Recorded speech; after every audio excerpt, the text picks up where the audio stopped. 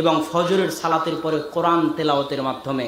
আপনার দিন যদি আল্লাহর কালাম দিয়ে শুরু না হয়, আপনার দিন যদি আল্লাহর কালাম দিয়ে শেষ না হয়, তাহলে আপনার চেয়ে হতভাগা নাই। আর যে বাড়িতে কোরআন পড়া হয় না, ওই বাড়ির চাইতে হতভাগা বাড়ি আর নাই। কেননা আল্লাহর কালাম বরকতময়। যেখানে আল্লাহর কালাম পড়া হবে, ওখানে আল্লাহর পক্ষ থেকে বরকত হবে।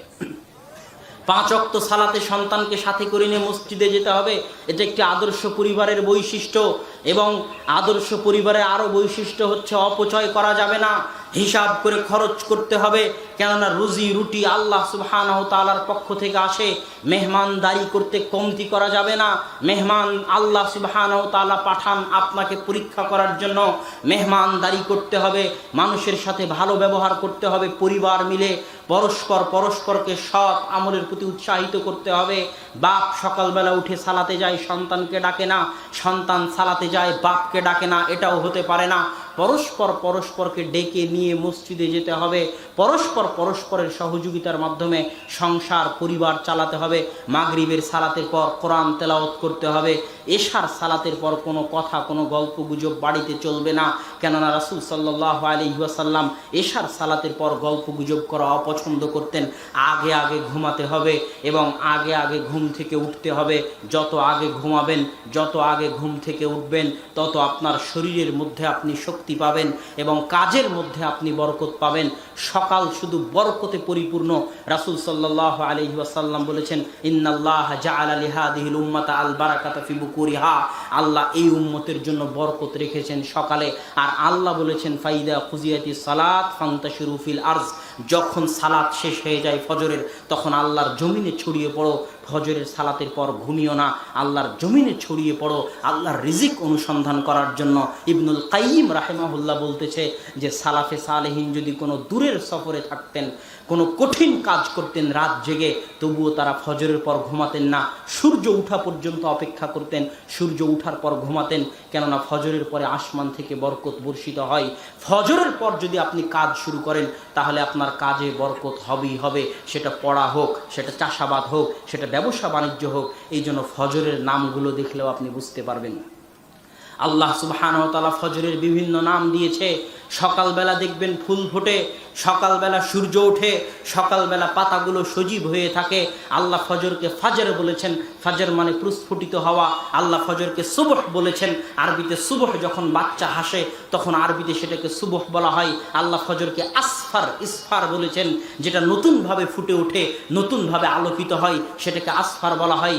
আল্লাহ সুবহানাহু ওয়া তাআলা ফজরকে তাজাল্লা বলেছেন, ওয়ান নাহারি ইযা তাজাল্লা, ফুটে ওঠা তথা সকালের সব নামের সাথে জ্বলে ওঠা, ফুটে ওঠা, আলোকিত হওয়া আছে।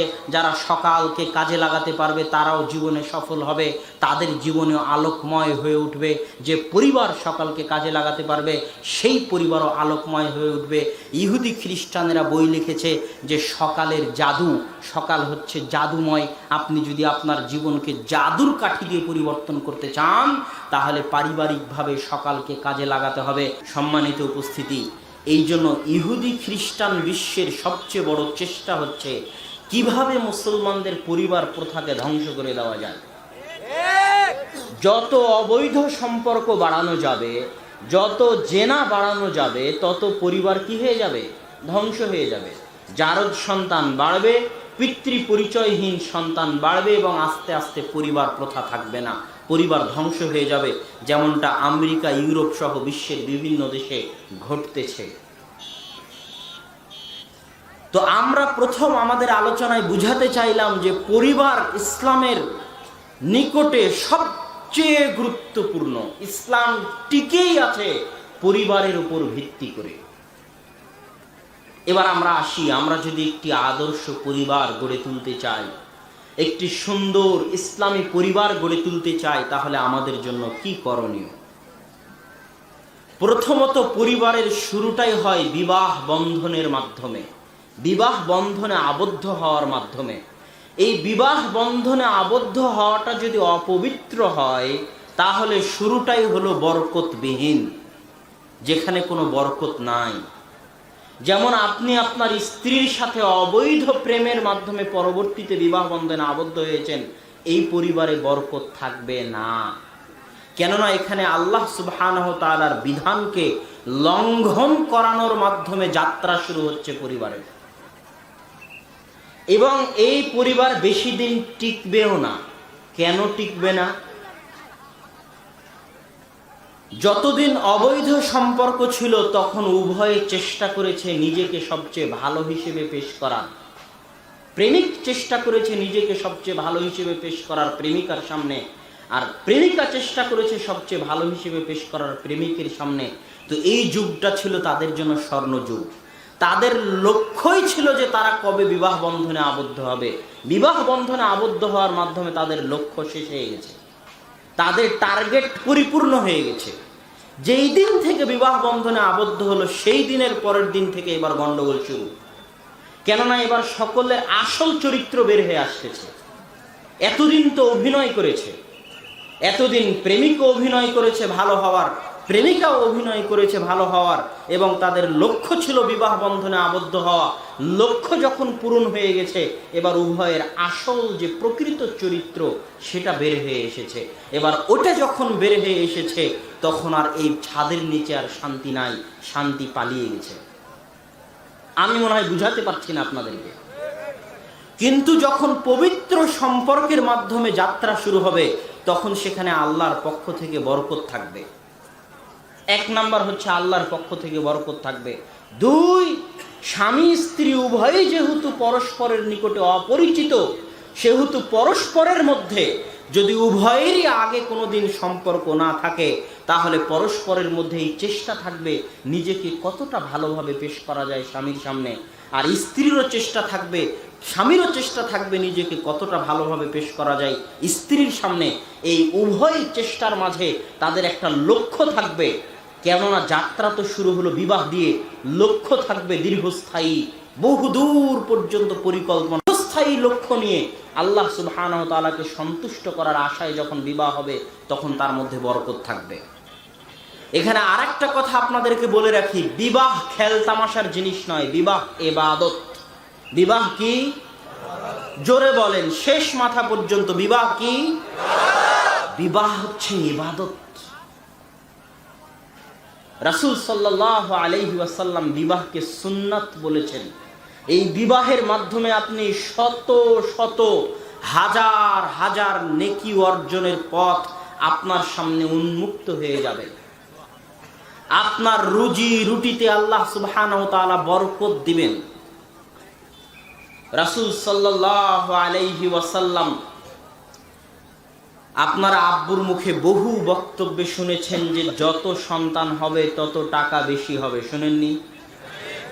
আর সরকার বলতেছে ছেলে হোক মেয়ে হোক দুটি সন্তানই যথেষ্ট, একটি হলে আরো ভালো, দারিদ্রতার ভয় দেখিয়ে।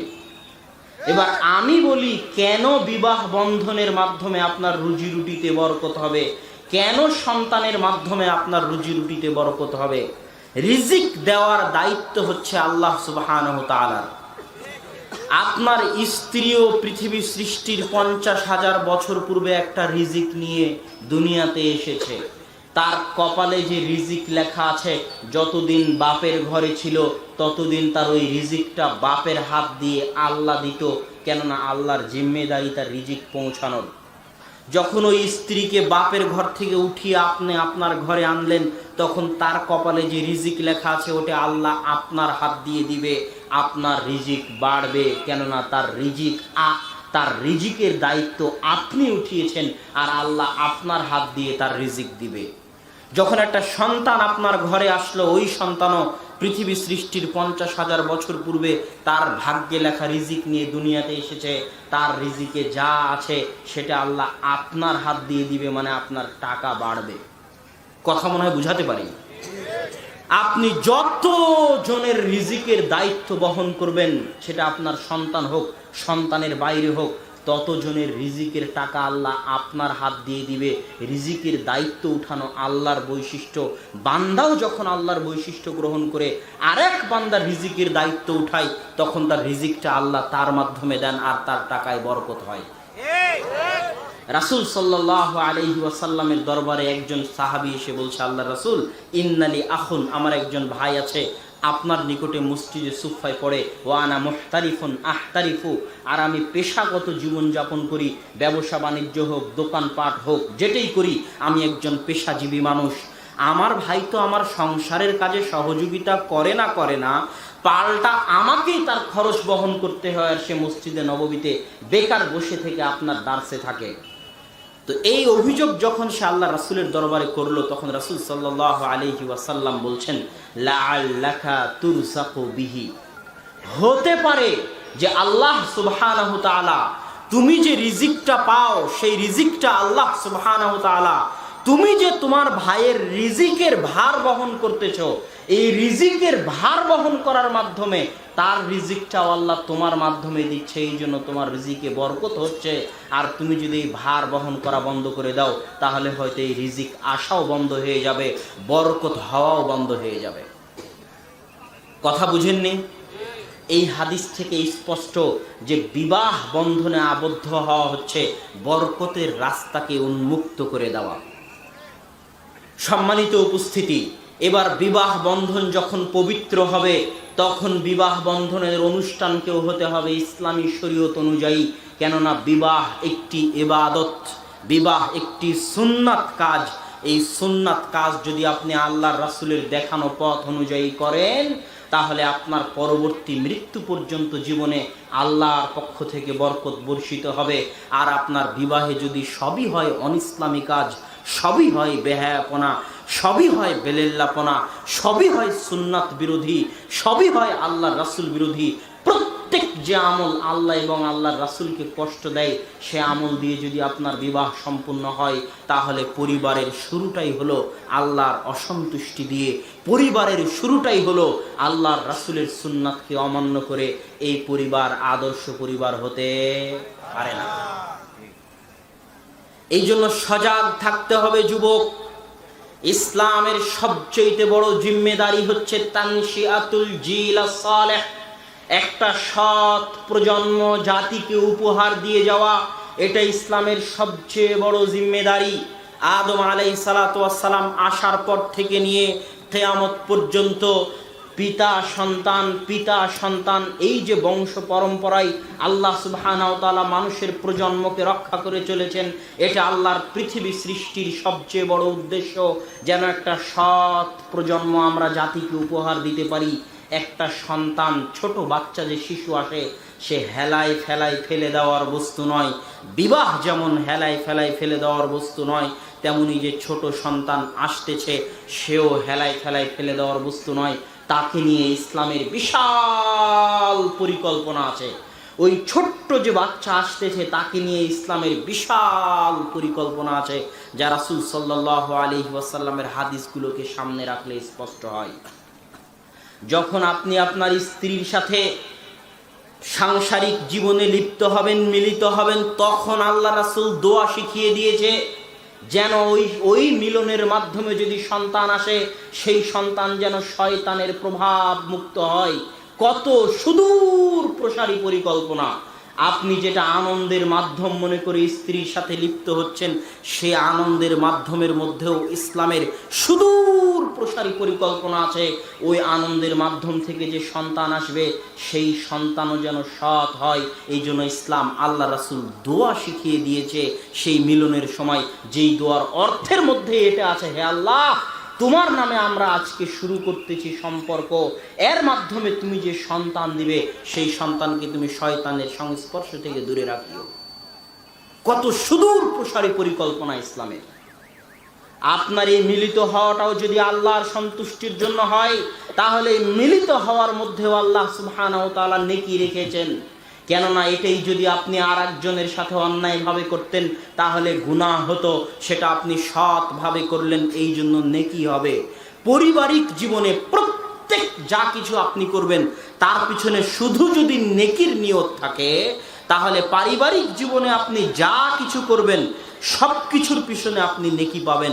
রাসূল সাল্লাল্লাহু আলাইহি ওয়াসাল্লাম বলছেন, মা কাসাবার রাজুলু কাসবান আতিয়াবা মিন আমালি ইয়াদিহি ওয়ামা আনফাকার রাজুলু আলা নাফসিহি আও আহলিহি ওয়া ওয়ালাদিহি আও খাদিমিহি ফাহুয়া লাহু সাদাকাতান।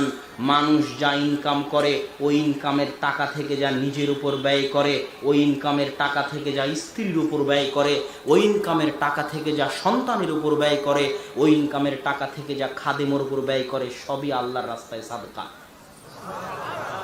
পারিবারিক জীবনে আপনি যা কিছু করবেন, শুধু যদি নিয়ত শুদ্ধ করেন যে একটা আদর্শ পরিবার গড়তে চাই, একটা সৎ সন্তান মানুষ করতে চাই, তাহলে আপনার সকাল থেকে সন্ধ্যা পর্যন্ত সবকিছুই নেকিতে পরিপূর্ণ। সম্মানিত উপস্থিতি, এবার সন্তান যখন পেটে আসলো, এই সন্তান পেটে আসার পরে সবচেয়ে বড় জিম্মেদারি হচ্ছে মায়ের।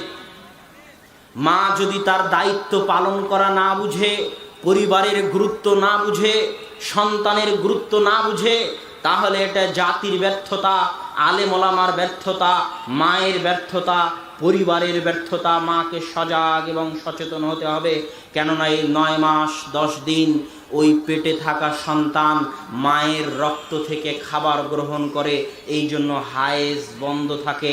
আল্লাহ সুবহানাহু ওয়া তাআলা এমন সিস্টেম করে দিয়েছেন যে নাভিটা কেটে ফেলা হয় জন্মের পরে, ওই নাভির মাধ্যমে মায়ের রক্ত থেকে সন্তানকে খাদ্য সরবরাহ করা হয়।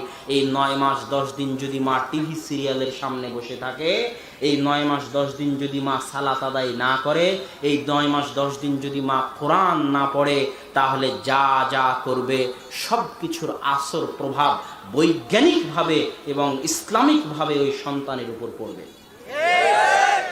মা যদি গান বাজনা শুনে, টিভি সিরিয়ালে ব্যস্ত থাকে, সালাত আদায় না করে, তাহলে কুশ্চিনকালেও গর্ভে থাকা ওই সন্তান সৎ সন্তান হওয়ার আশা করা যায় না, হতে পারে না।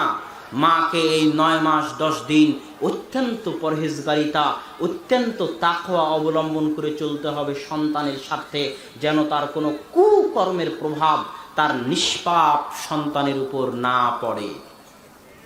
সে কোরআন তেলাওয়াত করুক, 5 ওয়াক্ত সালাত আদায় করুক, গুনাহের কাজ থেকে দূরে থাকুক, ইসলামিকভাবে জীবন যাপন করার চেষ্টা করুক, এগুলোর সব কিছুর প্রভাব তার পেটে থাকা সন্তানের উপর পড়বে।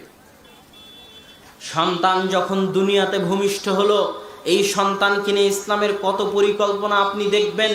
সন্তান যখন দুনিয়াতে ভূমিষ্ঠ হলো, তখন রাসূল সাল্লাল্লাহু আলাইহি ওয়াসাল্লামের হাসান হাদিস অনুযায়ী যে হাসান যখন দুনিয়াতে জন্ম হলো, তখন রাসূল সাল্লাল্লাহু আলাইহি ওয়াসাল্লাম তার কানে আজান দিয়েছেন, যেন দুনিয়াতে আসার পর তার প্রথম আওয়াজটা হয় আজান, প্রথম আওয়াজটা যেন হয় আল্লাহু আকবার, আল্লাহর প্রশংসা বাণী, কালেমায়ে শাহাদাত সহ, কালেমায়ে তাইয়্যিবা সহ। আজানের মধ্যে যে বাক্যগুলো আছে, এই বাক্যগুলো কালেমায়ে শাহাদাহ, কালেমায়ে তাইয়্যিবা, আল্লাহর বড়ত্ব বর্ণনা করা, এটাই যেন তার দুনিয়াতে আসার বুকে প্রথম বাক্য হয়। এটা ইসলামের পরিকল্পনা ওই ছোট্ট সন্তানকে নিয়ে।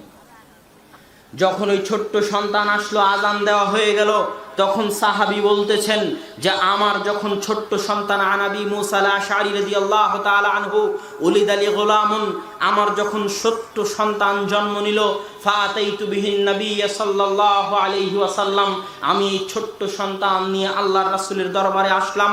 ফাসাম্মাহু ইব্রাহিম, আল্লাহর রাসূল তার নাম রাখলেন ইব্রাহিম। ফাহান্নাকাহু বিতামারাতিন, আল্লাহর রাসূল একটা খেজুর মুখে নিয়ে সেই খেজুরটাকে নরম করে ওই ছোট্ট বাচ্চার মুখে, আল্লাহর রাসূলের পবিত্র মুখের লালা মিশ্রিত, আল্লাহর রাসূলের মুখের লালা মিশ্রিত ওই খেজুরটা ওই ছোট্ট শিশুর মুখে দিয়ে দিলেন। এটাকে বলা হয় তাহনিক। ওয়া দাআ লাহু বিল বারাকাহ, এবং তার জন্য বরকতের দোয়া করে দিলেন। কেন? পৃথিবীতে আসার পরে এই ছোট্ট সন্তান যেন একজন সৎ মানুষের সংস্পর্শ পায়। এটা ইসলামের পরিকল্পনা। এগুলো সব ইসলাম বলে দিয়েছে, রাসূল সাল্লাল্লাহু আলাইহি ওয়াসাল্লাম শিখিয়ে গেছেন। হওয়ার পরে কানে আজান দিলেন। আজান হওয়ার পরে আপনার জানা মতে একজন সৎ মানুষ, পরহেজগার মানুষ, যাকে আপনি মনে করেন সৎ, যাকে আপনি মনে করেন পরহেজগার, সেই সৎ পরহেজগার মানুষের সংস্পর্শে সন্তানকে নিয়ে যান, তার থেকে তাহনিক করান এবং তার থেকে দোয়া করিয়ে নেন। আল্লাহ সুবহানাহু ওয়া তাআলা যদি তার মুখের দোয়াকে কবুল করে, তো আল্লাহ সুবহানাহু ওয়া তাআলা আপনার সন্তানকেও কবুল করতে পারেন। এবার যখন সন্তান হয়ে গেল, 7 দিন অপেক্ষা করতে হবে, 7 দিন পর একসাথে 3টে কাজ। এই একটা ছোট্ট সন্তানকে নিয়ে ইসলামের কত পরিকল্পনা যা আপনি কোনোদিন ভেবেও দেখেননি। একটা ছোট্ট সন্তান, কাজ শেষ হচ্ছে না, 7 দিন পর 3টে কাজ। এক, সুন্দর নাম রাখতে হবে। কেন সুন্দর নাম রাখতে হবে? ইসলামে কুলক্ষণ শিরিক, কিন্তু সুলক্ষণ জায়েজ। এটা মনে রাখবেন। ইসলামে তিয়ারাহ মানে কুলক্ষণ, রাস্তায় বের হলাম, বিড়াল রাস্তা অতিক্রম করলো, ভাবলেন সামনে হয়তো বিপদ আছে, এটা শিরক। বাড়ির পিছনে হুতুম পেঁচা ডাকলো, ভাবলেন হয়তো বিপদ আসতেছে, এটা শিরক। যে কোনো প্রকার কুলক্ষণ গ্রহণ করা ইসলামে শিরক, কিন্তু ইসলামে সুলক্ষণ জায়েজ, যেটাকে আরবিতে বলে তাফাউল। আব্দুল মুত্তালিব তার পোতার নাম মোহাম্মদ কেন রেখেছিল? সুলক্ষণ গ্রহণ করেছিল এই নামের মাধ্যমে, যে হাম্মাদা ইউহাম্মিদু, মুহাম্মদ মানে যার প্রশংসা করা হবে। এই নামের মাধ্যমে তিনি সুলক্ষণ গ্রহণ করেছিলেন, যেন আমার সন্তান, আমার এই পৌত্র সারা পৃথিবীতে একজন প্রশংসিত ব্যক্তি হয়। আল্লাহ কি আব্দুল মুত্তালিবের সেই সুলক্ষণকে বাস্তবায়ন করেননি?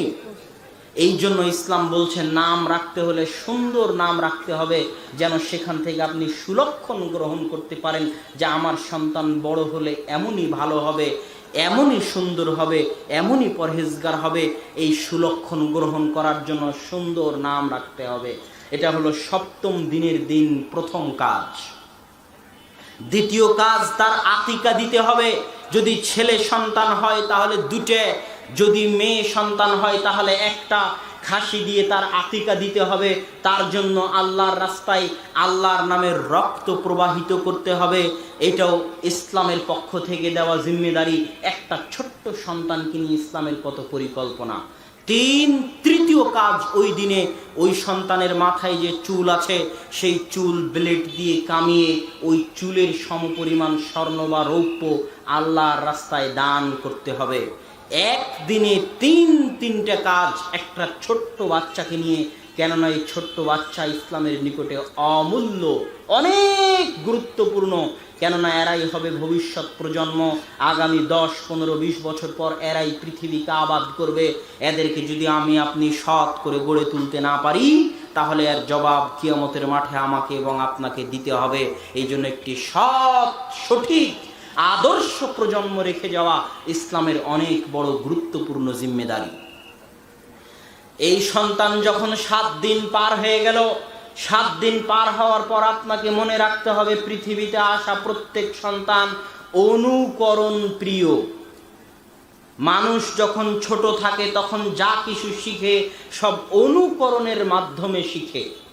আমি এবং আপনি আজকে বাংলা বলতেছি, বাংলা বলতে পারতেছি, এটা কোনো মাস্টার, স্কুল, কলেজের টিচার আমাদেরকে শিখায়নি। ছোটবেলা আল্লাহ সুবহানাহু ওয়া তাআলা ওই সন্তানের মধ্যে এটা অ্যাচিভ করার, অর্জন করার ক্ষমতা আল্লাহ দিয়ে পাঠিয়েছেন, যা পৃথিবীর কোনো সৃষ্টিজীবকে আল্লাহ সুবহানাহু ওয়া তাআলা দেননি। মানুষ রোবট বানায় ঠিক আছে, কিন্তু ওই রোবটের 14 গোষ্ঠীর ক্ষমতা নাই যে ওই রোবট নিজে থেকে কিছু শিখবে। কিন্তু আল্লাহ মানব সন্তানকে, আদম সন্তানকে, ওই ছোট্ট বাচ্চাকে এমন শক্তি দিয়ে পাঠিয়েছেন যে ওই ছোট্ট বাচ্চা আল্লাহ সুবহানাহু ওয়া তাআলার পাঠানো শক্তির বদৌলতে দেখে দেখে সব কিছু শিখে ফেলে, অনুকরণের মাধ্যমে সব কিছু শিখে ফেলে। আমরা সবাই আজ যে বাংলা বলতে পারতেছি, এটা মায়ের কোলে শুয়ে থেকে থেকে, মায়ের কাছ থেকে শুনে শুনে অনুকরণের মাধ্যমে শিখে ফেলেছি। এটা আল্লাহ প্রদত্ত ওই সন্তানের মধ্যে শক্তি, অ্যাচিভ করার, অর্জন করার শক্তি। এই 2.5-3 বছর সময় পর্যন্ত সন্তান পিতামাতাকে যা করতে দেখবে তাই করবে। এই 2.5-3 বছর পর্যন্ত পিতামাতাকে অনেক সজাগ এবং সচেতন থাকতে হবে। সন্তান যদি কান্নাকাটি করে আর আপনি গান বাজানোর মাধ্যমে কান্না বন্ধ করেন, সেই সন্তান ভবিষ্যতে আদর্শ সন্তান হতে পারে না। সন্তানকে যখন মা দুধ খাওয়াবে তখন যদি বিসমিল্লাহ বলে দুধ না খাওয়াই, তাহলে তার সাথে শয়তানও দুধ পান করবে। ওই সন্তান ভবিষ্যতে আদর্শ সন্তান হতে পারে না। আপনার ইনকাম যদি হারাম ইনকাম হয় আর সেই হারাম ইনকাম থেকে সন্তানকে খাওয়ান, তাহলে তার প্রভাব ওই সন্তানের উপর পড়বে।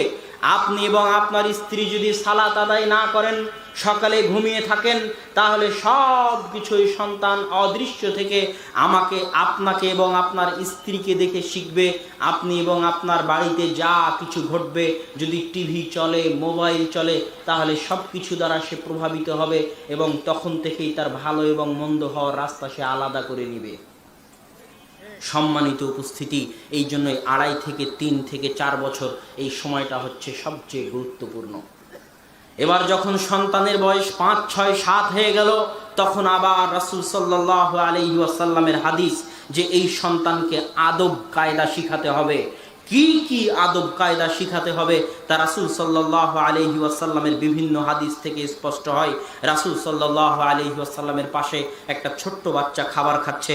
রাসূল সাল্লাল্লাহু আলাইহি ওয়াসাল্লাম বলছেন, ইয়া গোলাম সাম্মিল্লাহ ওয়াকুল বিয়ামিনিক ওয়াকুল মিম্মা ইয়ালিক। সহিহ বুখারীর হাদিস। হে ছোট বাচ্চা, বিসমিল্লাহ বলে খাবার শুরু করো, ডান হাত দিয়ে খাবার গ্রহণ করো এবং তোমার পাশ থেকে খাবার গ্রহণ করো। এটা গেল একটা হাদিস। আর এক হাদিসে রাসূল সাল্লাল্লাহু আলাইহি ওয়াসাল্লাম বলছেন, মুরু আওলাদাকুম বিসসালাতি ওহুম আবনাউ 7 সিনিন। তোমরা তোমাদের সন্তানদেরকে সালাতের আদেশ দাও যখন তাদের বয়স 7 বছর। ওয়াজরিবুহুম আলাইহা, এবং তাদেরকে পিটাও সালাতের জন্য যখন তাদের বয়স 10 বছর। ওয়াফাররিকু বাইনাহুম ফিল মাদাজি', এবং তাদের বিছানা আলাদা করে দাও। দুটা হাদিস। তৃতীয় হাদিস, এই সময় রাসূল সাল্লাল্লাহু আলাইহি ওয়াসাল্লাম হাসান এবং হুসাইনের খাতনা করিয়েছেন, যেটাকে আমরা বলি মুসলমানি করানো। এই সময়টা 5 থেকে নিয়ে 7-8 বছর সময়। এই সময় হচ্ছে সন্তানের প্রথম মদিনা ইসলামী বিশ্ববিদ্যালয়। এই সময়টা হচ্ছে সন্তানের প্রথম জামিয়া সালাফিয়া। এই সময়টা হচ্ছে সন্তানের প্রথম স্কুল। এই সময়টা হচ্ছে সন্তানের প্রথম মাদ্রাসা। এই সময়ে যদি পিতামাতা আদব কায়দা শিখাতে না পারে, এই সময়ে যদি পিতামাতা আদর্শ সংস্কৃতি শিক্ষা দিতে না পারে, ভবিষ্যতে পৃথিবীর কোনো প্রতিষ্ঠান আল্লাহ দয়া না করলে তাকে আর আদর্শ শিখাতে পারবে না। এই সময় তার পিতামাতাই হচ্ছে তার প্রথম শিক্ষা প্রতিষ্ঠান। এই সময় পিতামাতাকে সজাগ এবং সচেতন ভূমিকা পালন করতে হবে। সে সন্তানকে কি কি শিখাতে পারে? সন্তানকে 1 নম্বরে শিখাবে তাওহীদ, কেননা এই তাওহীদ হচ্ছে ওই সন্তানের প্রথম খাদ্য। তাকে আল্লাহ পাঠিয়েছে, তাকে আগে আল্লাহর সাথে তার সম্পর্ক তৈরি করে দিতে হবে। তাকে সৃষ্টি করেছে আল্লাহ, সবার আগে তার সম্পর্ক কার সাথে তৈরি করে দিতে হবে? আল্লাহ সুবহানাহু তাআলার সাথে। না হলে সে রাস্তা হারিয়ে ফেলবে যদি আল্লাহর সাথে সম্পর্ক না থাকে। আর আল্লাহর সাথে সম্পর্ক থাকলে সে কোনোদিন রাস্তা হারাবে না। তাকে তাওহীদ শিখাতে হবে, আল্লাহর উপর বিশ্বাস শিখাতে হবে, আল্লাহর অস্তিত্বের জ্ঞান তাকে দিতে হবে, আল্লাহ কোথায় আছে সেটা তাকে বলতে হবে, আল্লাহ সব কিছু দেখছে সেটা তাকে বলতে হবে। সে ভালো কাজ করলে আল্লাহ সওয়াব দিবে, নেকি দিবে, সেটা বলতে হবে। সে গুনাহের কাজ করলে আল্লাহ সুবহানাহু ওয়া তাআলা শাস্তি দিবেন, সেটা তাকে বলতে হবে। সে যদি বিপদে আপদে পড়ে তাহলে ভয় পাওয়ার দরকার নাই, আল্লাহ সাথে আছে, সেটা তাকে শিখাতে হবে।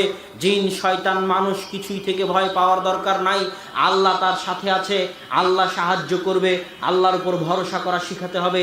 এক কথায় সার্বিকভাবে ওই ছোট্ট সন্তানের সম্পর্ক আল্লাহর সাথে গড়ে দিতে হবে।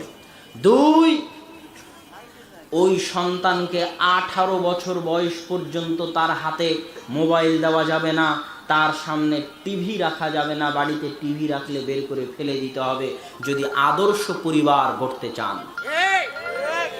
ওই সন্তানের হাতে মোবাইল দেওয়া যাবে না।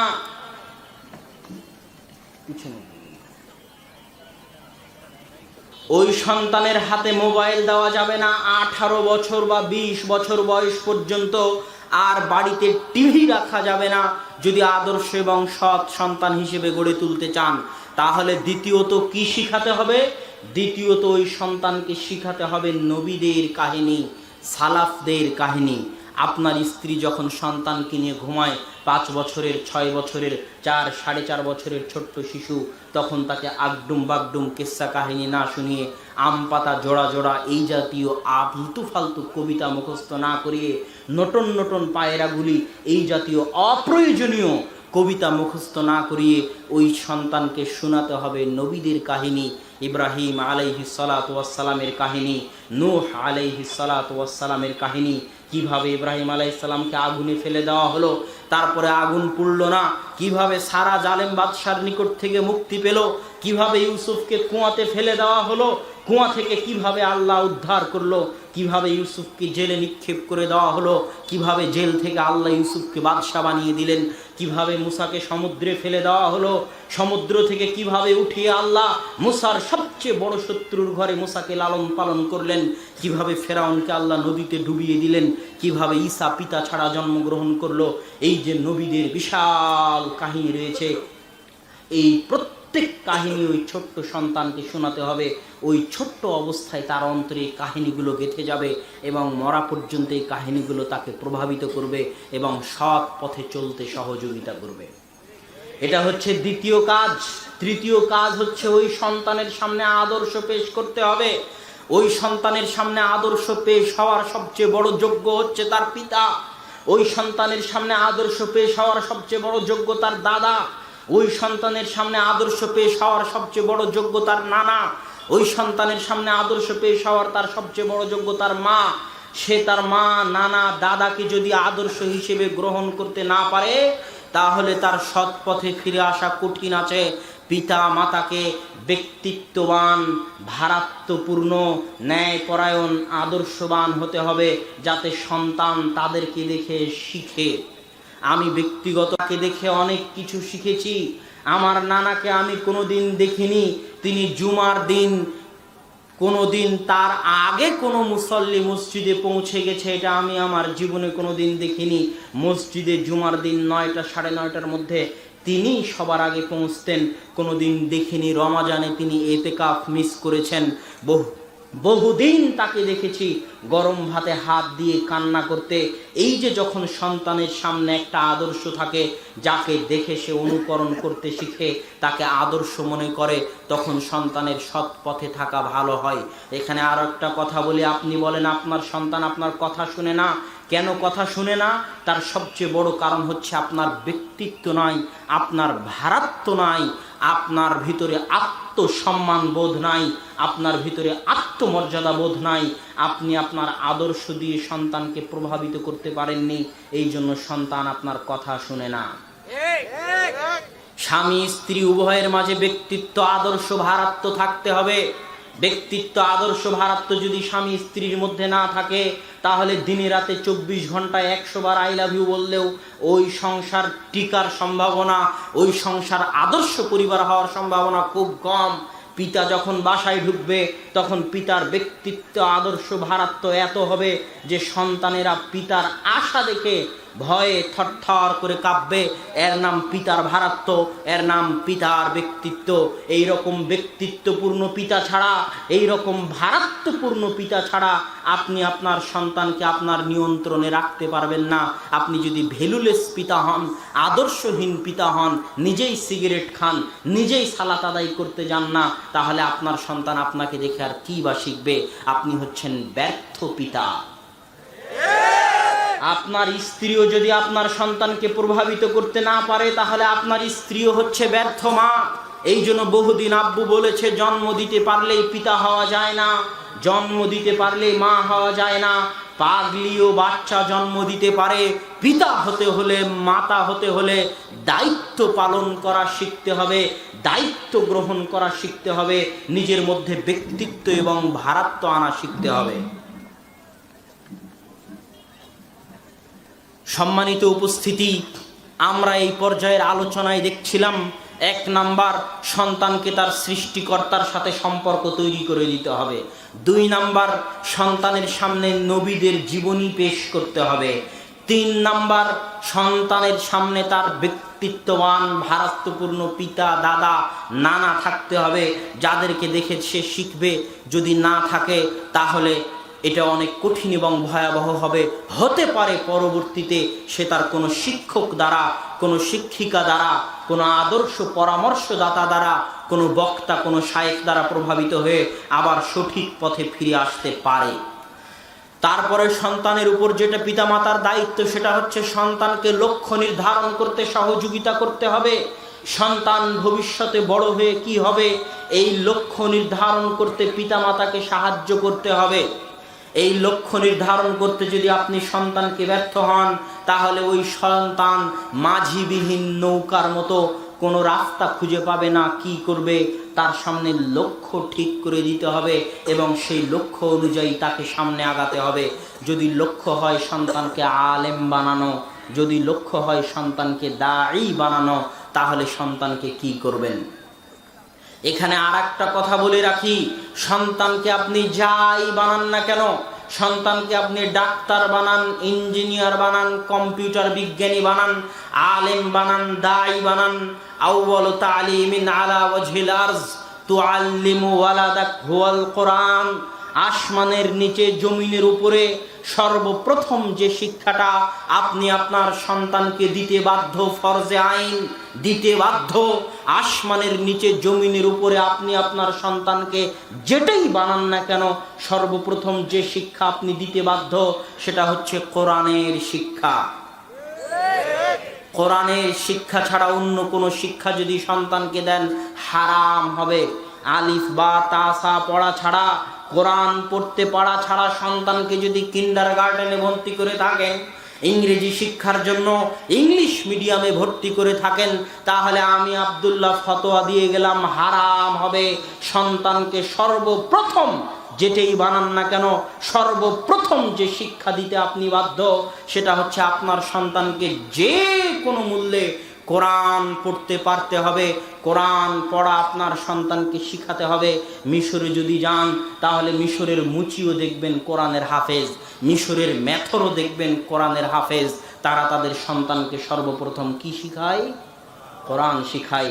আর একটা ফরজ, ইবনু তাইমিয়া রাহিমাহুল্লাহ ফতোয়া দিয়েছেন আরবি ভাষা শিক্ষা করা সকল মুসলমানের জন্য ফরজ। এটা ইবনু তাইমিয়া রাহিমাহুল্লাহর ফতোয়া। আরবি ভাষা শিক্ষা ছাড়া, কোরআন পড়া ছাড়া কোনো মুসলমান বেঁচে থাকতে পারে? কোনো মুসলমান বেঁচে আছে আর সে নিজেকে মুসলিম বলে পরিচয় দিচ্ছে, এটা ভাবাই বড় কঠিন, এটা ভাবাই অনেক দুরূহ। তাই সর্বপ্রথম যে শিক্ষা আপনি আপনার সন্তানকে দিবেন সেটা হচ্ছে কোরআনের শিক্ষা। এবার আপনি যদি আপনার সন্তানকে দাঈ বানাতে চান, আপনি যদি আপনার সন্তানকে আলেম বানাতে চান, তাহলে আপনার সন্তানের সামনে তিনটা স্তর আছে। এই তিনটা স্তর অতিক্রম করলে আপনার সন্তান দাঈ হবে, আপনার সন্তান আলেম হবে। এই স্তরটুকু সংক্ষেপে বলে আমরা আবার ফিরে আসতেছি। 1 নাম্বার স্তর হচ্ছে কোরআন পড়তে জানা, রিডিং, আলিফ বা তাসা রিডিং পড়তে জানা। 2 নাম্বার স্তর হচ্ছে কোরআন বা আরবি ভাষা জের জবর পেশ ছাড়া পড়তে পারা। আরবি ভাষাতে জের জবর পেশ কোনোদিন ছিল না। বাংলাতে যেমন আপনারা হিস্যিকার, দীর্ঘিকার, আকার একার ব্যবহার করেন, কল্পনা করেন আরবি ভাষাটা এরকম আকার একার, হিস্যিকার, দীর্ঘিকার ছাড়াই একটা ভাষা যেখানে হিস্যিকার দীর্ঘিকার লেখা হয় না। যখন অনারবরা এই দীর্ঘিকার হিস্যিকার ছাড়া পড়তে পারলো না, তখন হাজ্জাজ বিন ইউসুফ জের জবর পেশ আবিষ্কার করলেন যাতে অনারবেরা পড়তে ভুল না করে। এই জন্য দ্বিতীয় ধাপ হচ্ছে আপনার সন্তানকে জের জবর পেশ ছাড়া আরবি পড়তে এবং বুঝতে পারতে হবে। এটা অনেক কঠিন ধাপ। তৃতীয় ধাপ হচ্ছে এই ধাপ অতিক্রম করার পর ইসলামের জ্ঞানের যে শাখাগুলো আছে, ইসলামের জ্ঞানের অনেক শাখা আছে। ফিকহ আছে, উসুলে ফিকহ আছে, হাদিস আছে, উসুলে হাদিস আছে, তাফসির আছে, উসুলে তাফসির আছে, বালাগাত আছে, মান্তিক আছে, ফালসাফা আছে। এইরকম যত শাখা প্রশাখা আছে সব শাখা প্রশাখার উপর তাকে মৌলিক জ্ঞান ওস্তাদের নিকট হাসিল করতে হবে, শিক্ষকের নিকট হাসিল করতে হবে। এতদূর পর্যন্ত পৌঁছে যাওয়ার পর এটা হলো তৃতীয় ধাপ। এই ধাপ অতিক্রম করার পর আপনার সন্তানের সামনে আলেম হওয়ার রাস্তা এমনি খুলে যাবে, আলেম হওয়ার দুয়ার এমনি উন্মোচন হয়ে যাবে। সন্তানকে আলেম বানানোর ইচ্ছা পোষণ করা ভালো, উচিত। কেন? আলেমরাই রাসূল আল্লাহ সুবহানাহু তাআলার ভাষা অনুযায়ী ইন্নামা ইয়াখশাল্লাহু মিন ইবাদিহিল উলামা, আল্লাহ সুবহানাহু ওয়া তাআলার বান্দাদের মধ্যে আল্লাহকে সবচেয়ে বেশি ভয় করে জ্ঞানীরা, আল্লাহকে সবচেয়ে বেশি ভয় করে আলেমরা। ইস্তাগফিরু লাহু, একজন তালেবুল ইলমের জন্য ক্ষমা প্রার্থনা করে পানির নিচে থাকা হুত মাছ, পানির পেটে থাকা মাছ আর মাটির পেটে থাকা নামলা পিঁপড়া পর্যন্ত ওই তালেবুল ইলমের জন্য ক্ষমা প্রার্থনা করে। তাজাউল মালায়েকা, মালায়েকা ফেরেশতারা আজনিহাতাহা, তাদের পর বিছিয়ে দেয় ওই তালেবে ইলমের সম্মানে। আপনি মারা গেলে কিছুই আপনার সাথে যাবে না, তবে তিনটে জিনিস যেতে পারে, তার মধ্যে একটা ওয়ালাদুন সালেহ, যদি সৎ সন্তান রেখে যান। এখানে সৎ সন্তান বলতে গিয়ে আগের একটা কথা মনে পড়লো, ওই যে 5, 6, 7 বছরে আপনি আপনার সন্তানকে আদর্শ শিখাবেন বলছিলাম, ওখানে একটা কথা বলতে ভুলে গেছি। আপনি যদি আপনার সন্তানকে বিসমিল্লাহ বলা শিখাতে পারেন, আপনি যদি আপনার সন্তানকে বাড়িতে ঢুকলে আসসালামু আলাইকুম বলতে হয় এটা শিখাতে পারেন, আপনি যদি আপনার সন্তানকে ডান হাত দিয়ে খেতে হয় এটা শিখাতে পারেন, আপনি যদি আপনার সন্তানকে ঘুমের দোয়া শিখাতে পারেন, আপনি যদি আপনার সন্তানকে বাড়ি থেকে বের হওয়ার দোয়া শিখাতে পারেন, আপনি যদি আপনার সন্তানকে গাড়িতে ওঠার দোয়া শিখাতে পারেন, তাহলে মরা পর্যন্ত আপনার সন্তান যতদিন সালাম দিবে, যতদিন বিসমিল্লাহ বলবে, আপনি তার ওই বিসমিল্লাহ আসসালামু আলাইকুম বলার নেকি কবরে বসে পেতে থাকবেন। আপনি যদি আপনার সন্তানকে সালাত শিক্ষা দেন, আপনি যদি আপনার সন্তানকে সূরা ফাতিহা পড়া শিখান, তাহলে আপনার সন্তান যতদিন বেঁচে থাকবে ততদিন যা সালাত আদায় করবে, ততদিন যতবার কোরআন পড়বে, সূরা ফাতিহা পড়বে, তার নেকি আপনি কবরে বসে পেতে থাকবেন। এত বড় নেকির দরজাটা, এত বড় নেকির হাতটা আপনি কেন আর একজন শিক্ষককে দিবেন? কেন আপনি একজন মৌলবীকে দিবেন? কেন আপনি একজন হুজুরকে দিবেন? আপনি আপনার সন্তানকে আদর্শ শিখান, আপনি আপনার সন্তানকে বিসমিল্লাহ বলা শিখান, আপনি আপনার সন্তানকে হাত ধরে মসজিদে নিয়ে যান, মসজিদের সাথে সন্তানের সম্পর্ক তৈরি করে দিন। আপনার সন্তান দোকানের মিষ্টির দোকানের রাস্তা চিনে, আপনার সন্তান সিনেমা হলে যাওয়ার রাস্তা চিনে, আপনার সন্তান খেলার মাঠে যাওয়ার রাস্তা চিনে, আপনার সন্তান কোথায় বিপিএলের জুয়া হয় সেখানে যাওয়ার রাস্তা চিনে, কিন্তু আপনার সন্তান মসজিদের রাস্তা চিনে না। আপনার সন্তানের সাথে মসজিদের সম্পর্ক তৈরি করে দিতে হবে। একটা ইসলামী সমাজ মসজিদের সাথে সম্পর্ক ছাড়া কল্পনা করা যায় না। একটা ইসলামী সমাজ মসজিদের সাথে সম্পর্ক ছাড়া কল্পনা করা যায় না। মসজিদ কোনো ছোটখাটো বিষয় নয়। একটা সন্তানের আদর্শবান হওয়ার পিছনে মসজিদের বিরাট ভূমিকা আছে। মসজিদ কত বড় বিষয় আমি আপনাকে বুঝাই। রাসূল আল্লাহ সুবহানাহু ওয়া তাআলা ইব্রাহিমকে বলছেন, আন তাহির বাইতিয়া লিত-তাইফিন। ইব্রাহিম হচ্ছে আবুল আম্বিয়া, নবীদের পিতা। ইব্রাহিমের পর থেকে নিয়ে মুহাম্মদ সাল্লাল্লাহু আলাইহি ওয়াসাল্লাম পর্যন্ত কোন নবী ইব্রাহিম আলাইহিস সালাতু ওয়াস সালামের বংশের বাইরে আসেননি, কোন নবী আসেননি। এত বড় মহান সম্মানিত সকল নবীর পিতা হওয়ার পরেও আল্লাহ ইব্রাহিমকে বলছেন, ইব্রাহিম তোমরা বাপ বেটা মিলে কাবা ঘর ঝাড়ু দাও, তোমরা বাপ বেটা মিলে কাবা ঘর সাফ করো, তোমরা বাপ বেটা মিলে কাবা ঘর মুছো। মানে নবীদের কাজ হচ্ছে মসজিদের খাদেম হওয়া, নবীদের কাজ হচ্ছে মসজিদ পরিষ্কার করা। ওই গ্রামের যে খাদেম বেতন দিয়ে রেখেছেন তাকে আপনি ছোট মনে করেন, অসম্ভব। মসজিদ পরিষ্কার করা নবীদের কাজ। মারিয়াম আলাইহিস সালাতু ওয়াস সালামের নাম শুনেছেন? ঈসা আলাইহিস সালাতু ওয়াস সালামের মা মারিয়াম ছিলেন মসজিদের খাদেমা। মসজিদ সাফ করা, মসজিদ পরিষ্কার করা ছিল মারিয়ামের কাজ। পৃথিবীর সর্বশ্রেষ্ঠ মহিলাদের একজন। মসজিদের ভূমিকা ইসলামে অনেক অনেক গুরুত্বপূর্ণ এবং সীমাহীন। ইসলামের সবকিছু মসজিদ কেন্দ্রিক। ওই যে একটা হাদিস আমি মাঝে মাঝে বলে থাকি, রাসূল সাল্লাল্লাহু আলাইহি ওয়াসাল্লাম বলেছেন, লা ইয়াহিল্লু দামু ইমরিইন মুসলিমিন ইল্লা সালাসা।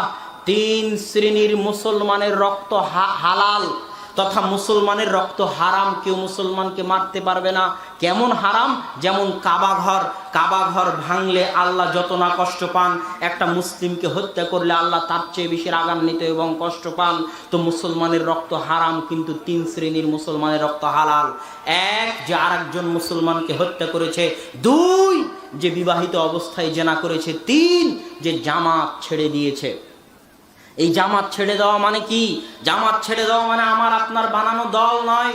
আমার আপনার বানানো সংগঠন নয় যে আজকে আমি তাবলিগ জামাত করলাম, কাল ছেড়ে দিলাম, তাই আপনি আমাকে হত্যা করবেন। আজকে আমি জামাতে ইসলাম করলাম, কালকে ছেড়ে দিলাম, আপনি আমাকে হত্যা করবেন, তা নয়। এই জামাতের দুটো অর্থ। একটা অর্থ হচ্ছে ইসলামিক খেলাফতের খলিফার অধীনে, বৈধ শাসকের শাসনের অধীনে একসাথে থাকা, তার বিরুদ্ধে বিদ্রোহ না করা, বাগাওয়াত না করা। যারা বিদ্রোহ করবে তাদেরকে বলা হবে খারিজি। খারিজি মানে খারেজ আনিল জামাআহ, যে জামাত থেকে বের হয়ে গেছে, বৈধ শাসকের আনুগত্য থেকে বের হয়ে গেছে। শাসক চাইলে তাকে হত্যা করতে পারবে। আল্লাহ রাসূল বলে গেছেন লাতুলান্নাহুম কাতলা সামুদ, যারা জামাত ছেড়ে দেয় এই খারিজিদের আমি যদি মুহাম্মদ পেতাম তাহলে তাদেরকে সামুদ জাতির মতো হত্যা করতাম। এটা গেল জামাতের একটা অর্থ। জামাতের আরেকটা অর্থ হচ্ছে ইসলাম একটা সংগঠনের মতো, ইসলাম নিজেই একটা সংগঠনের মতো। এই সংগঠনের নেতা হচ্ছে মুহাম্মদ সাল্লাল্লাহু আলাইহি ওয়াসাল্লাম। এই সংগঠনের কেন্দ্র হচ্ছে মক্কা এবং মদিনা। এই সংগঠনের বাৎসরিক চাঁদা, আপনার সংগঠন আওয়ামী লীগ বিএনপি করতে হলে মাসিক বাৎসরিক চাঁদা দিতে হয়। আর ইসলাম নামক সংগঠনের সদস্য থাকতে হলে বছরে আপনাকে জাকাত আদায় করতেই হবে, যদি জাকাত আদায় করার সাধ্য আপনার থাকে। আর মাসিক ইয়ানত যত পারেন দিবেন, দান সাদকা যত পারেন করবেন, কেননা আপনার পকেটের টাকা আপনার নয়, ওটা আল্লাহর দেওয়া রিজিক। মিম্মা রাযাকনাহুম ইউনফিকুন, আল্লাহ বলছেন আমি তোমাদেরকে রিজিক দিয়েছি, সেখান থেকে যত ইচ্ছা দান করবেন। দান যদি না করেন তাহলে আল্লাহ বখিলের টাকা, কৃপণের টাকা যে দান করে না, অন্য রাস্তা দিয়ে বের করে নেয়, বিপদে ফেলার মাধ্যমে বের করে নেয়, অ্যাক্সিডেন্ট দেওয়ার মাধ্যমে বের করে নেয়, কেস কোর্ট কাচারির মাধ্যমে বের করে নেয়। এই জন্য দান করুন, দুনিয়াবী এবং পরকালীন বিপদ থেকে বেঁচে যাবেন ইনশাআল্লাহ। কি বলছিলাম? যে ইসলাম একটি সংগঠন। ইসলাম এই সংগঠনের নেতা মুহাম্মদ সাল্লাল্লাহু আলাইহি ওয়াসাল্লাম, কেন্দ্র মক্কা মদিনা, বাৎসরিক ইয়ানত যাকাত আর বার্ষিক সম্মেলন হজ। যদি ইসলামের এই সংগঠনের সদস্য থাকতে চান আর আপনার হজ করার তৌফিক থাকে, তাহলে একবার এই বার্ষিক সম্মেলনে আপনাকে হাজিরা দিতেই হবে। এবার ইসলামের শাখা অফিস, ইসলামের শাখা অফিস হচ্ছে সারা পৃথিবীতে ছড়িয়ে ছিটিয়ে থাকা প্রত্যেকটা মসজিদ। প্রত্যেকটা মসজিদ হচ্ছে ইসলামের শাখা অফিস। আপনি যদি নিজেকে ইসলাম নামক সংগঠনের সদস্য রাখতে চান তাহলে দিনে 5 বার এই মসজিদে আপনাকে হাজিরা দিতে হবে। যদি আপনি মসজিদের সাথে সম্পর্ক না রাখেন, সমাজের মসজিদের সাথে আপনার সম্পর্ক না থাকে, তাহলে আপনি খারিজ আনিল জামাআহ, আপনিও জামাত ছেড়ে দিয়েছেন। শাসক চাইলে আপনাকেও হত্যা করতে পারে, কেননা ইসলামের কেন্দ্রের শাখা অফিসের সাথে আপনার সম্পর্ক নাই। তো শাখা অফিসের সাথে আপনার সম্পর্ক নাই মানে আপনি আর মুসলমান নাই। শাখা অফিসের সাথে আপনাকে দিনে 5 বার ওখানে উপস্থিত হয়ে হাজিরা দিতে হবে। এটা ইসলামের নিয়ম, পৃথিবীর যেখানেই থাকেন না কেন। এই জন্য মসজিদের ভূমিকা ইসলামে অনেক গুরুত্বপূর্ণ। কিসের চেয়ারম্যান মেম্বার, কিসের এমপি মন্ত্রী, যদি ইসলামী খেলাফত আবার ফিরে আসে তাহলে মসজিদ থেকে বিচার আচার হবে, মসজিদ থেকে বিবাহ পড়ানো হবে। মসজিদ হচ্ছে ইসলামী সমাজের সবকিছুর কেন্দ্র। গণতন্ত্র নামক অবৈধ শাসন এসেছে, এই জন্য চেয়ারম্যান মেম্বার চোর চামারের ভোট নিয়ে বিচার করতেছে। বিচার করবে মসজিদের ইমাম, এবং যোগ্য ব্যক্তিকে ইমাম নিয়োগ করতে হবে। ইমাম হবে সমাজের সবচেয়ে সম্মানী, সবচেয়ে আদর্শবান, সবচেয়ে ব্যক্তিত্ববান, সবচেয়ে মর্যাদাপূর্ণ এবং সবচেয়ে অনুসরণীয় অনুকরণীয় ব্যক্তি। সমাজ চলবে তার নেতৃত্বে। মসজিদ হবে সমাজের কেন্দ্র। সমাজের সবাই মসজিদে হাজিরা দিতে বাধ্য। বিবাহ শাদী, কেস কোর্ট কাচারি, আদালত, এভরিথিং। মসজিদ হচ্ছে ইসলামী সমাজের সবকিছু। এই জন্য আপনার সন্তানকে যদি সৎ আদর্শবান বানাতে চান তাহলে তারপরের চতুর্থ গুরুত্বপূর্ণ কাজ হচ্ছে আপনার সন্তানের সম্পর্ক কার সাথে তৈরি করতে হবে? মসজিদের সাথে। বাপ বেটা মিলে মসজিদে গিয়ে চিন্তা করবেন মসজিদের আজকে লাইট নাই। বাপ বেটা মিলে মসজিদে গিয়ে চিন্তা করবেন মসজিদের বিল কত আসলো। বাপ বেটা মিলে মসজিদে গিয়ে চিন্তা করবেন মসজিদ ঝাড়ু দেওয়া লাগবে, মসজিদে আগে ভাগে যাব। বাপ বেটা মিলে চিন্তা করবেন মসজিদের মাদুর ময়লা হয়ে গেছে, পরিষ্কার করতে হবে। মসজিদ হচ্ছে আপনার নিজের, মসজিদ হচ্ছে আপনার নিজের বাড়ি। মসজিদের সাথে যদি বাপ বেটা মিলে সম্পর্ক না রাখতে পারেন, এবার রাস্তাতেই যাক, যদি 7, 8, 9, 10 বছর পর্যন্ত আপনার কাছ থেকে আদব কায়দা আদর্শ সব শিখে থাকে, যদি বাড়িতে টিভি না থেকে থাকে, 18 বছর বয়স পর্যন্ত সন্তানের হাতে যদি মোবাইল না দিয়ে থাকেন, আর বাড়িতে যদি একজন ব্যক্তিত্ববান ভারাত্মপূর্ণ দাদা সন্তান পেয়ে থাকে, একটা পিতা সন্তান পেয়ে থাকে, যার হাত ধরে ধরে সে মসজিদে যাবে, আর তার সম্পর্ক যদি মসজিদের সাথে হয়ে থাকে, তাহলে আপনি আপনার প্রায় 90% কাজ সম্পূর্ণ করে ফেলেছেন। আলহামদুলিল্লাহ। এবার আপনার কাজ কি? এবার একটা কাজ আপনার বাকি আছে। সন্তান যখন বালেগ হয়ে যাবে, সন্তানের যখন বয়স হয়ে যাবে, তখন অবৈধ সম্পর্কে লিপ্ত হওয়ার আগেই সন্তানকে তার সঙ্গিনীর সাথে বিবাহ বন্ধনে আবদ্ধ করিয়ে দিন। যে সমাজে বিবাহ যত কঠিন, সে সমাজে জেনা তত সহজ। যে সমাজে বিবাহ যত কঠিন, সে সমাজে জেনা তত সহজ। আল্লাহ রাসূলের সাহাবী বিবাহ করে নিয়েছে, আল্লাহ রাসূলের দরবারে উপস্থিত হয়েছে। আল্লাহ রাসূল বলছে, কি ব্যাপার আব্দুর রহমান, তোমার গায়ে হলুদ কেন, মনে হচ্ছে তুমি বিবাহ করেছো? তো বলে, হ্যাঁ আল্লাহর রাসূল, আমি বিবাহ করেছি।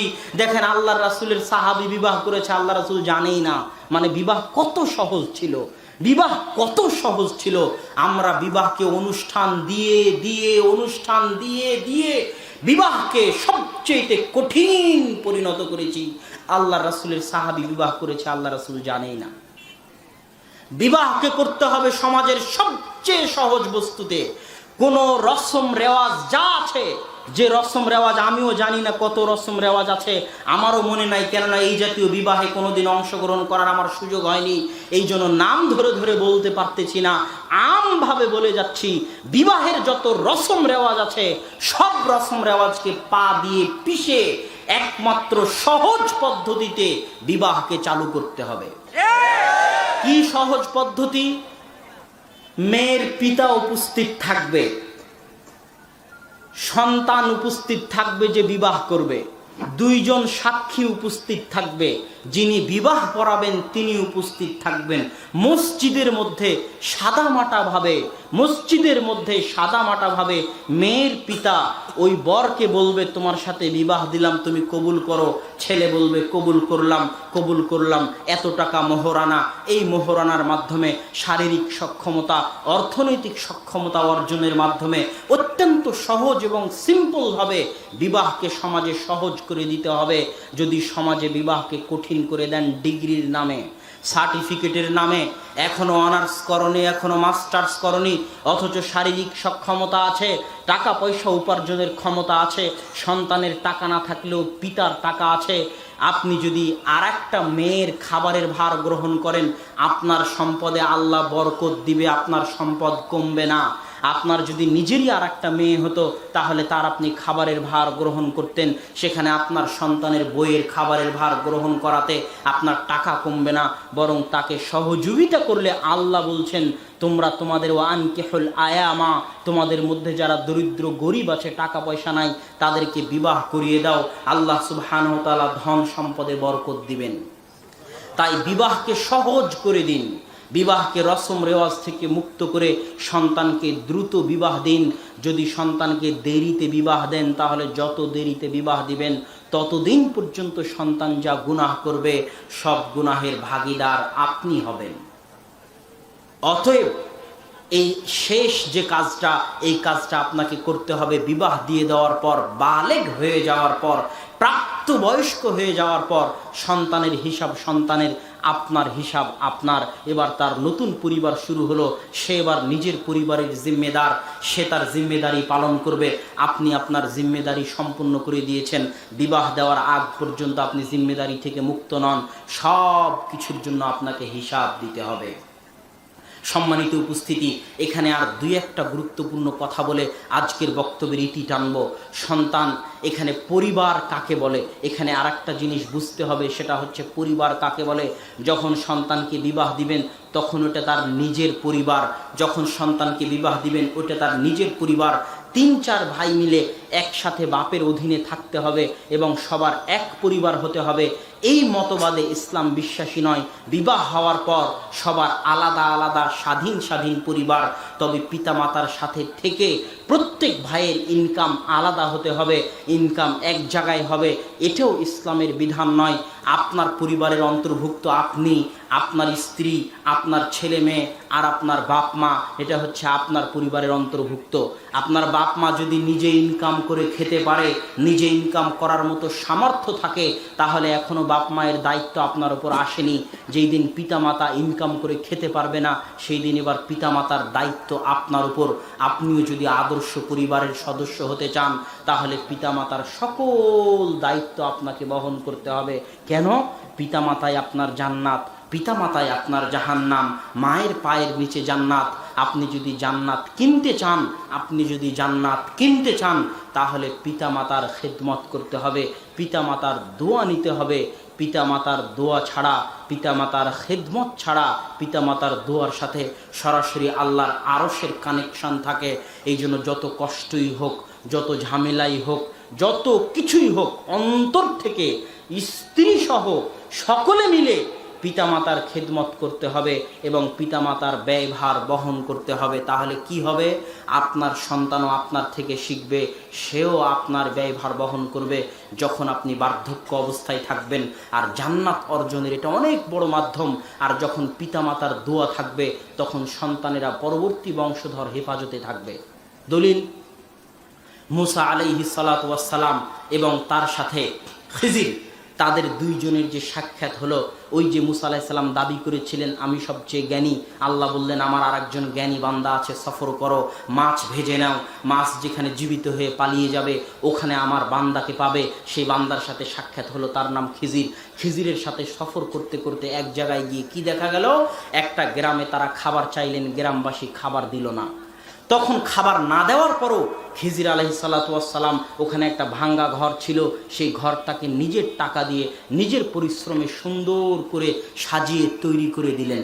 তখন মুসা আলাইহিস সালাম জিজ্ঞেস করছেন, এই গ্রামের মানুষ আমাদেরকে খেতে দিল না, আপনি আবার সেই গ্রামের একটা ঘর নিজ পরিশ্রমে তৈরি করে দিলেন কেন? তখন খিজির আলাইহিস সালাম বলছে, আপনার সাথে আমার আর সম্পর্ক থাকলো না, সম্পর্ক শেষ। তবে আমি কি কি কারণে কাজগুলো করলাম তা আপনাকে বলে যাচ্ছি। এই যে আমি ঘরটা ঠিক করলাম, এটার কারণ কি জানেন? কানা আবাওয়াহুমা সালিহা, এখানে দুই এতিম সন্তানের সম্পদ আছে, আর এই এতিম সন্তানের পিতামাতা ছিল সৎ। বুঝাতে পারিনি মনে হয়। সৎ পিতামাতার দোয়ার বরকতে, সৎ পিতামাতার সৎ আমলের বদৌলতে আল্লাহ নবীকে পাঠিয়েছেন তাদের সম্পদ হেফাজত করার জন্য। আপনার পিতামাতার যদি আপনি দোয়া নিতে পারেন, আপনার পিতামাতা যদি সৎ থাকে, তাহলে পরবর্তী বংশধর যাবৎ এই দোয়া অব্যাহত থাকবে, এই বরকত অব্যাহত থাকবে। যদিও আদর্শ পরিবারের উপর এটা আমার প্রথম আলোচনা, এই জন্য হয়তো একটু এলোমেলো, একটু অগোছালো হলো। আর একটা ছোট্ট বিষয় বাকি থেকে গেছে, সেটা হচ্ছে যদি দুই ভাই মিলে একই বাড়িতে থাকে পিতামাতার সাথে, তাহলে অবশ্যই ভাবির সাথে ভাইয়ের পর্দা করতে হবে। পর্দা করার বিধান হচ্ছে মাহরাম, মানে যার সাথে বিবাহ হারাম একমাত্র তার সাথে পর্দা করা লাগবে না। যার সাথে বিবাহ হারাম একমাত্র তার সাথে পর্দা করা লাগবে না। পিতার সাথে বিবাহ হারাম মেয়ের, এই জন্য মেয়ে পিতার সাথে পর্দা করবে না। মায়ের সাথে ছেলের বিবাহ হারাম, এই জন্য সন্তান মা সন্তানের সাথে পর্দা করবে না। কিন্তু আপনি যদি আজকে আপনার বউকে তালাক দেন, কালকে আপনার ভাই আপনার বউকে বিবাহ বন্ধনে আবদ্ধ হতে পারবে, জায়েজ। আজকে যদি আপনার মামা আপনার মামিকে তালাক দেয়, তাহলে ইদ্যত পালনের পর আপনি আপনার মামিকে বিবাহ করতে পারবেন। আজকে যদি আপনার চাচা আপনার চাচিকে তালাক দেয়, তাহলে আপনি ইদ্যত পালনের পর আপনার চাচিকে বিয়ে করতে পারবেন। এই জন্য চাচির সাথে, মামির সাথে, ভাবির সাথে পর্দা বজায় রাখতে হবে। আর একটি ইসলামী পরিবার কেমন হবে? ইসলামী পরিবারের সকাল শুরু হবে ফজরের সালাতের মাধ্যমে, এবং ফজরের সালাতের পরে কোরআন তেলাওয়াতের মাধ্যমে। আপনার দিন যদি আল্লাহর কালাম দিয়ে শুরু না হয়, আপনার দিন যদি আল্লাহর কালাম দিয়ে শেষ না হয়, তাহলে আপনার চেয়ে হতভাগা নাই। আর যে বাড়িতে কোরআন পড়া হয় না, ওই বাড়ির চাইতে হতভাগা বাড়ি আর নাই। কেননা আল্লাহর কালাম বরকতময়, যেখানে আল্লাহর কালাম পড়া হবে ওখানে আল্লাহর পক্ষ থেকে বরকত হবে। 5 ওয়াক্ত সালাতে সন্তানকে সাথে করে নিয়ে মসজিদে যেতে হবে, এটা একটি আদর্শ পরিবারের বৈশিষ্ট্য। এবং আদর্শ পরিবারের আরও বৈশিষ্ট্য হচ্ছে অপচয় করা যাবে না, হিসাব করে খরচ করতে হবে। কেননা রুজি রুটি আল্লাহ সুবহানাহু ওয়া তাআলার পক্ষ থেকে আসে। মেহমানদারি করতে কমতি করা যাবে না। মেহমান আল্লাহ সুবহানাহু ওয়া তাআলা পাঠান আপনাকে পরীক্ষা করার জন্য। মেহমানদারি করতে হবে, মানুষের সাথে ভালো ব্যবহার করতে হবে, পরিবার মিলে পরস্পরকে সৎ আমলের প্রতি উৎসাহিত করতে হবে। বাপ সকালবেলা উঠে সালাতে যায়, সন্তানকে ডাকে না, সন্তান সালাতে যায় বাপকে ডাকে না, এটাও হতে পারে না। পরস্পর পরস্পরকে ডেকে নিয়ে মসজিদে যেতে হবে, পরস্পর পরস্পরের সহযোগিতার মাধ্যমে সংসার পরিবার চালাতে হবে। মাগরিবের সালাতের পর কোরআন তেলাওয়াত করতে হবে। এশার সালাতের পর কোনো কথা, কোনো গল্প গুজব বাড়িতে চলবে না, কেননা রাসূল সাল্লাল্লাহু আলাইহি ওয়াসাল্লাম এশার সালাতের পর গল্প গুজব করা অপছন্দ করতেন। আগে আগে ঘুমাতে হবে এবং আগে আগে ঘুম থেকে উঠতে হবে।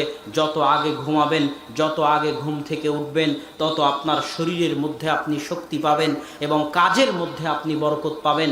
সকাল শুধু বরকতে পরিপূর্ণ।